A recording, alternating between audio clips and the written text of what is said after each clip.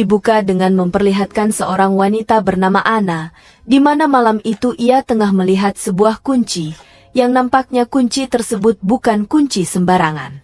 Di saat yang sama, malam itu ia mendengar suara pintu rumahnya terbuka. Ia pun penasaran dan turun dari kamarnya. Ia lalu mengintip dari jendela di mana ia melihat seorang pria tengah duduk di teras. Pria itu mengajak Anna berbincang, tapi Anna menolaknya. Anna pun memintanya segera kembali ke kamar.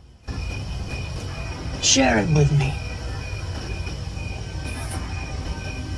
You can get yourself back. Keesokan harinya, baru terungkap ternyata pria semalam adalah kakak Anna yang bernama Kontrak, yang tengah berjuang melawan kanker pankreas stadium akhir. Kontrak mengatakan ia ingin menyampaikan sesuatu. Tapi nampaknya Anna merasa kesal dan merasa tak ada yang perlu mereka bicarakan. Tak lama Anna mendengar suara bel rumah berbunyi. Di mana setelah dilihat, rupanya ia kedatangan seorang tamu bernama Charlotte, yang mana ia adalah pengacara keluarga Anna. Ia menjelaskan bahwa Kontrak memintanya datang. Kontrak ingin menyelesaikan segala pemindahan kuasa dan juga harta keluarga kepada Anna. Karena sepertinya Kontrak merasa ia sudah mendekati ajal. Tapi nampaknya Anna tak begitu tertarik dengan urusan semacam itu. Ia juga merasa Kontrak pasti akan berhasil melawan penyakitnya.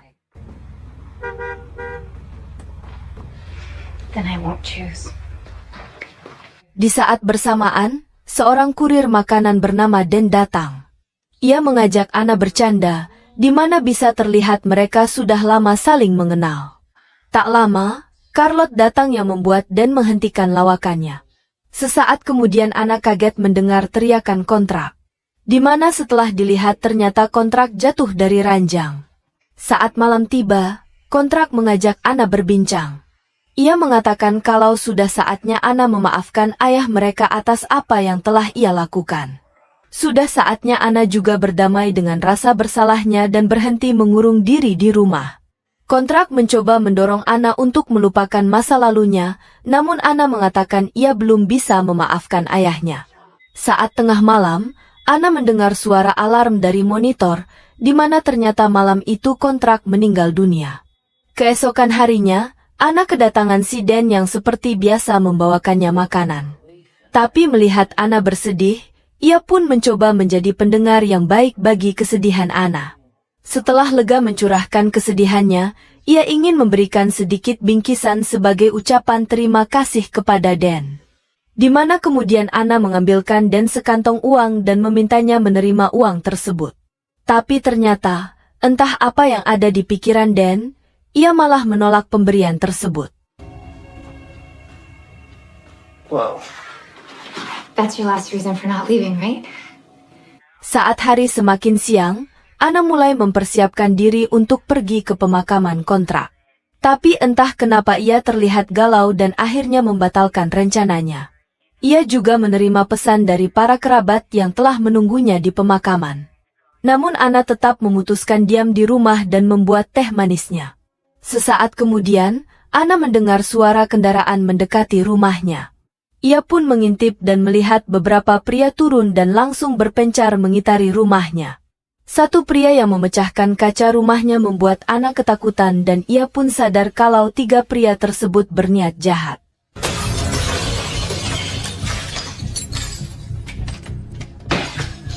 Setelah keluar dari meja makan, Anna mendengar ketel airnya bersiul, buru-buru ia ke dapur dan masuk ke dalam lemari perabot.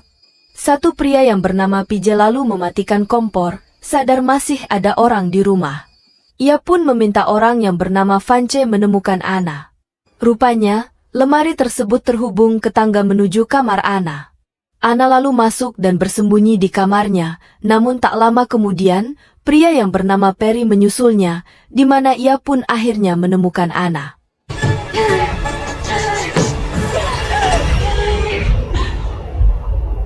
Anna berlari turun dan berniat keluar rumah, namun entah kenapa, ia hanya berdiri dengan tubuh gemetar, semua terdiam menatap kelakuan aneh Anna. Dan tentu saja, mereka ingin tahu ada apa dengan gadis tersebut. Anna kemudian ditanya, kenapa ia tak ke pemakaman dan kenapa juga tadi ia tak kabur padahal ada kesempatan baik. Sejenak Ana terdiam lalu mengatakan ia fobia dengan situasi di luar. PJ lalu menanyakan di mana kontrak menyimpan uangnya. Sambil menangis, Ana mengatakan kalau ia tak tahu. Tak lama kemudian, Perry datang dan berniat membunuh Ana. Ia khawatir Ana buka mulut karena ia telah melihat wajah mereka bertiga. Tapi PJ dan Vance tak setuju. PJ mengatakan tak boleh ada pembunuhan di setiap aksi mereka. We're not killing anyone.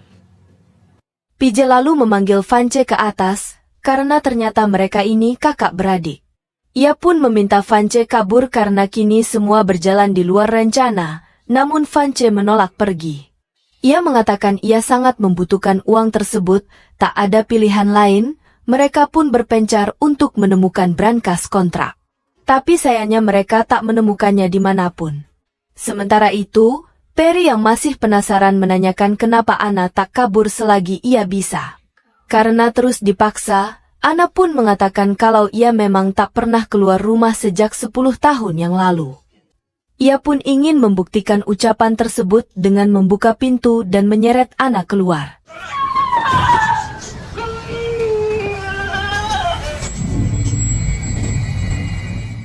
Tak lama, PJ datang dan menyelamatkan Ana. Melihat kondisi Ana yang begitu menyedihkan, PJ pun membawa Ana kembali ke dalam.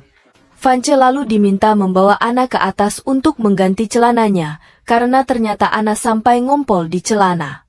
Sementara PJ dan Perry kembali mencari brankas tersebut sampai ke dalam basement. Disitulah mereka melihat 2 buah pintu, tapi sayangnya mereka tak dapat membukanya. Sementara itu, Vance meminta Ana segera membersihkan dirinya. Karena tak kunjung bergerak, Vance pun kesal dan memaksanya mengganti celana, tapi tiba-tiba saja Dan muncul dan langsung mendorong Vance. Stop moving, goddamn!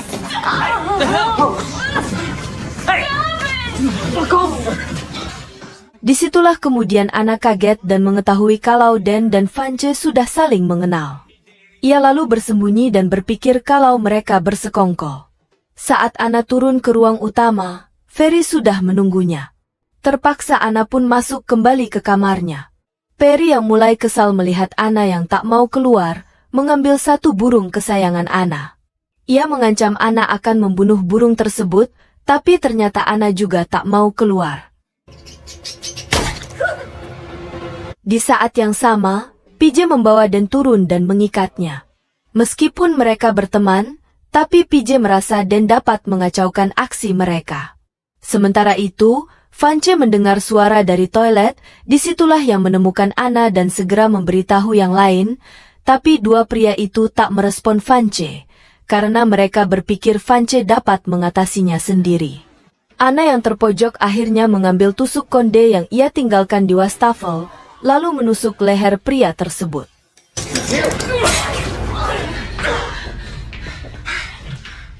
Tak lama, PJ dan juga Perry merasa khawatir karena tak mendengar suara apapun.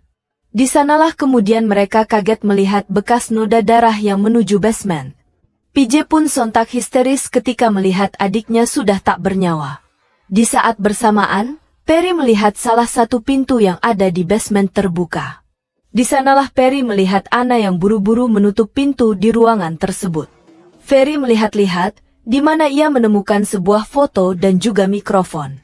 Karena merasa ada yang janggal, ia pun mengajak PJ segera pergi dari sana. Rupanya dari ruangan rahasia itu, Ana bisa langsung ke kamarnya. Ana pun mengambil kunci kemarin yang ternyata kunci tersebut berfungsi untuk membuka box tombol tangga di dalam basement. Tak lama, Ana pun muncul dan menutup pintu masuk basement.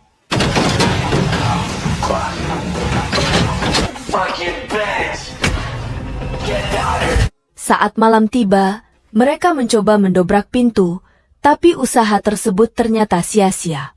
Mereka pun mulai bertanya-tanya, kenapa rumah tersebut memiliki basement aneh seperti itu. Ana kembali mencari Dan, dan menanyakan ada hubungan apa ia dengan 3 perampok tersebut. Dan pun mengatakan kalau ia berteman dengan Vance, tapi tidak dengan PJ dan juga Perry, karena ia baru mengenalnya. Dan juga mengaku sempat menceritakan perihal uang yang ingin Ana berikan, tapi ia tak pernah menduga kalau Vance akan merampoknya. Dan juga menambahkan kalau ia baru saja datang dari pemakaman kontrak, ia kemari karena mencemaskan Anna, pasalnya Anna tak terlihat di pemakaman. Anna sepertinya tak semudah itu percaya. Ia lalu menghampiri Dan dan mematahkan 2 jari tangannya.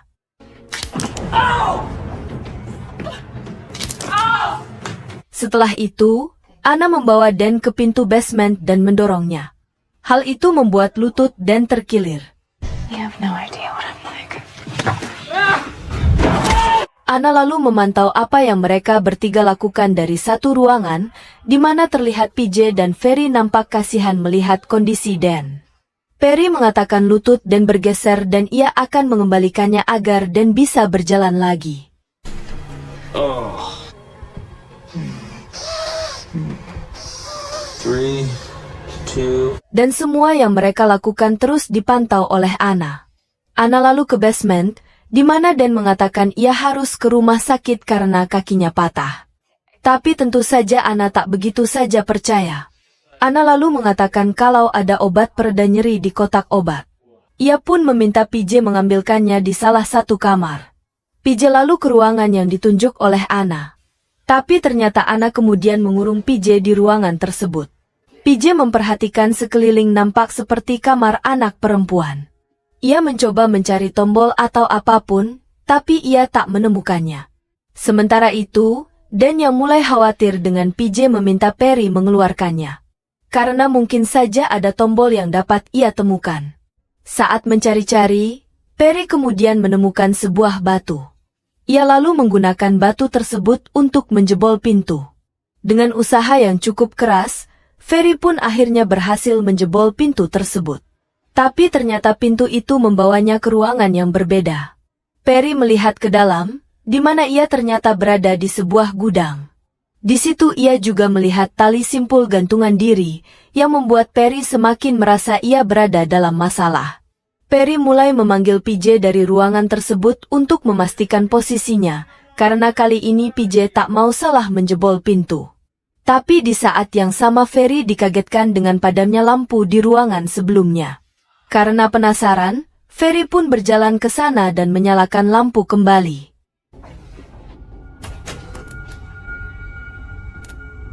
Namun tiba-tiba ia melihat sebuah freezer yang sedikit berubah posisi. Saat itulah Perry melihat sebuah lubang, dan saat dilihat Perry melihat ada tangga menuju ke atas. Akan tetapi karena ia ragu, Perry tak berani melewatinya. Perry kemudian mendengar sesuatu, ia pun beranjak dan kembali ke gudang. Namun tiba-tiba saja Anna muncul dan memukul kepalanya sampai bocor. Namun Ferry masih mampu bertahan dan balik menyerang Anna. Di saat Anna hampir kehabisan nafas, Ferry mengucurkan banyak darah dari kepalanya dan ia pun tewas seketika.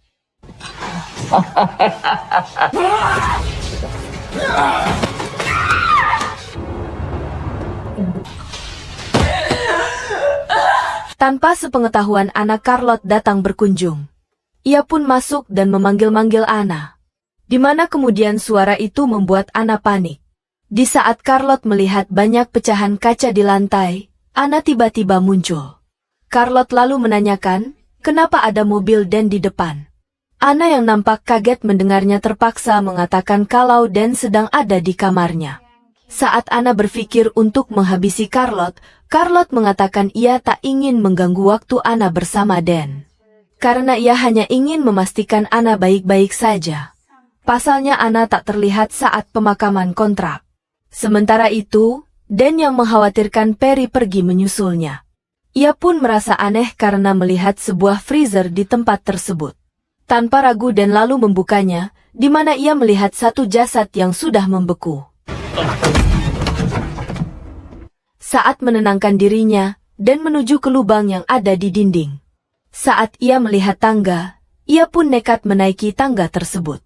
Namun sayangnya, saat Dan sudah sampai di atas, pintu keluar masih terkunci.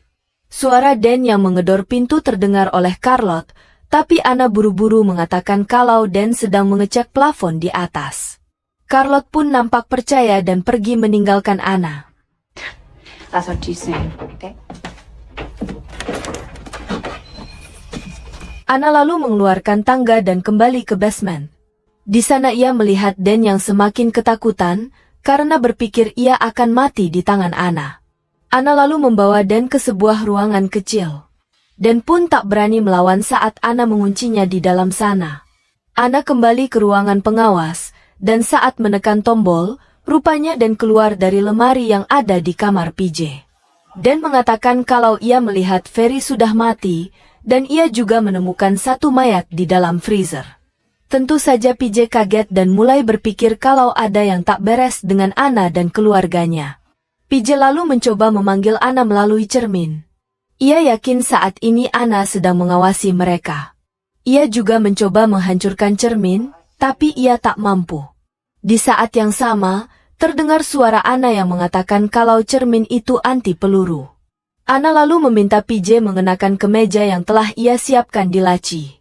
Ia meminta PJ melakukan apapun yang ia minta. Karena jika patuh, Ana berjanji akan membebaskan mereka. Disitulah PJ mulai merasa tempat itu seperti ruangan eksekusi. Ia yakin Ana dan keluarganya adalah sosok psikopat yang telah mengeksekusi banyak orang semau mereka. PJ pun semakin yakin setelah melihat satu potongan roti busuk. Ana pun mulai bercerita kalau ia dan kontrak memang sengaja mendesain kamar dan basement yang penuh jebakan dengan tujuan untuk menghukum para pedofil. Ana pun memberikan satu album para pedofil yang pernah ia hukum di sana. Dengan sedih, Ana pun mulai mengungkap rahasia kelam keluarganya, di mana ternyata Ana sudah dipedofil oleh ayahnya selama bertahun-tahun. Ia dan kontrak kemudian bekerja sama untuk menghabisi si ayah karena muak dengan kebejatannya. Dan kini ia terobsesi untuk menghukum para pedofil dengan caranya sendiri. Dan tentu saja cerita itu membuat PJ berpikir kalau Ana dan kontrak sakit jiwa. Ana kemudian menyuruh Dan mendekat ke cermin, di mana Ana lalu memperlihatkan sebuah pistol dengan satu butir peluru. Ana meminta Dan menghabisi PJ dengan pistol tersebut jika ia masih ingin bebas. Rupanya Dan tak punya keberanian melakukannya. Sampai PJ bangun dan melihat pistol tersebut, mengetahui Ana menginginkan dirinya mati. PJ balik mengarahkan pistol itu ke arah Dan. Sontak hal itu membuat Ana panik, karena rupanya ia masih menganggap Dan seorang teman. Tak ada pilihan lain, Ana pun membuka pintu dan membiarkan mereka pergi. Terlihat Ana nampak kecewa dan mulai menyudahi permainannya. PJ lalu membantu Dan keluar, dan tak lupa ia juga mengeluarkan adik kesayangannya. Sementara itu, Ana juga berjalan meninggalkan basement, dan disitulah Ana kembali kesal saat melihat PJ ingin membakar rumahnya.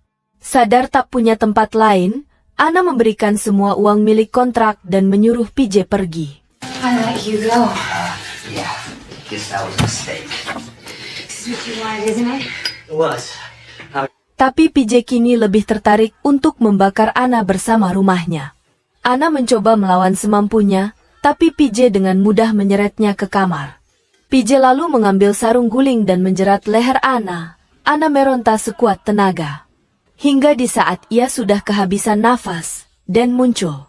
Dan membantunya, dan mengatakan membunuh Ana tak akan mengembalikan Vance. PJ pun diminta memaafkan Ana. Di saat PJ berpaling, Ana mengambil pistol dari pinggang PJ dan menembaknya sampai ia tewas di tempat. Dengan langkah lemah mereka pun kembali ke depan, dan disitulah Ana menatap kepergian Dan yang tanpa sepatah kata perpisahan.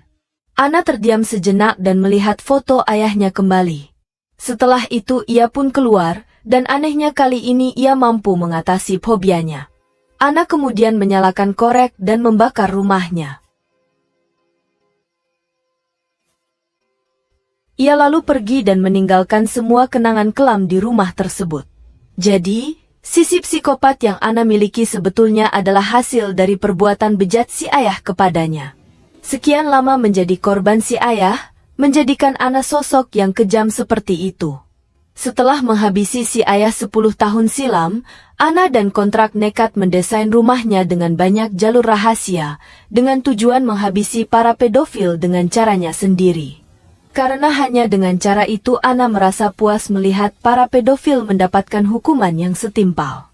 Meskipun tak pernah diperlihatkan, tapi sepertinya Ana sudah berhasil menjebak banyak pedofil, terlihat dari bagaimana Ana memanipulasi PJ dan kawan-kawannya. Bisa dipastikan juga mayat di freezer tersebut adalah mayat pedofil yang berhasil Ana dapatkan. Oke teman-teman, demikian alur cerita film kali ini. Mohon maaf jika masih banyak kesalahan dalam penyampaian alur ceritanya. Akhir kata, semoga teman-teman sehat selalu. Jangan lupa subscribe, dan sampai ketemu di video berikutnya.